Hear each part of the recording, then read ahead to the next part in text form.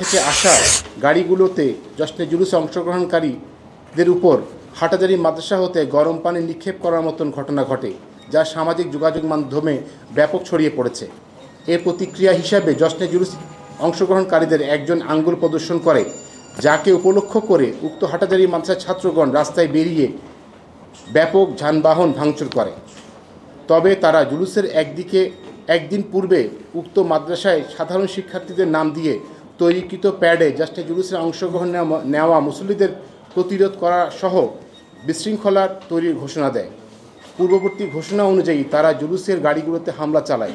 এইসব উস্কানিমূলক কর্মকাণ্ডে এক পর্যায়ে উভয় পক্ষের মধ্যে হামলা পাল্টা হামলায় অনেক মানুষ প্রচণ্ডভাবে আহত হয়।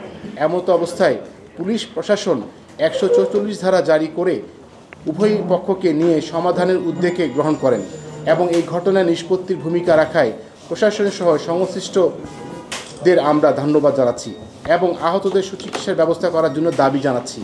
উল্লেখ্য যে গরম পানি নিক্ষেপের প্রতিক্রিয়ায় হিসাবে আঙ্গুল প্রদর্শনকারীদের দ্রুত সময়ে গ্রেফতার করা হয়।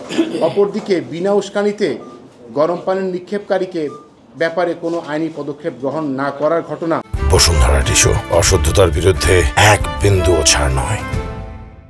পরিস্থিতি অবনতির জন্য অনেকটা দায়ী বলে আমরা মনে করছি।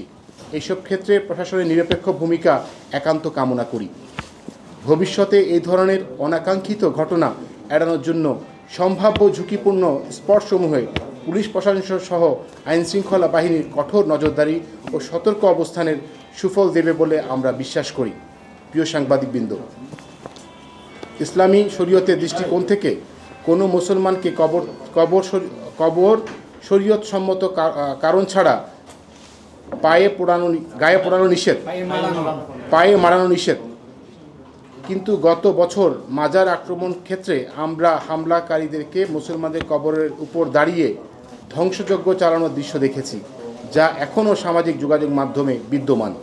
এইসব ক্ষেত্রে প্রশাসনের নীরবতা বিশৃঙ্খলকারীদের বেপরোয়া করে তুলেছে এবং আমরা বিশ্বাস করি প্রতিটি ঘটনা বিশ্লেষণ করলে দেখা যায় তৌহিদি জনতা, ঈমান সংরক্ষণ কমিটি এবং সাধারণ মুসল্লিদের সমাজে নাম ব্যবহার করে তারা নারকীয় এবং বীভৎস ঘটনা সংগঠিত করেছে।